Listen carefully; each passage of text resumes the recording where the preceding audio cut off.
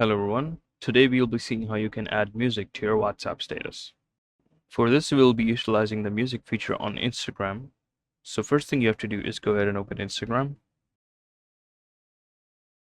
So now you have to go ahead and upload exactly the story that you want to upload on WhatsApp. So I will go ahead and choose something random here. So I'll use this picture. And I'm going to add some music to it. I'll just select anything random just to demonstrate. So now you have to click the three dots on the top right and then press save. So once you're out of Instagram, what we're going to do basically is that upload the video that we just saved on WhatsApp. So let's go ahead and do that.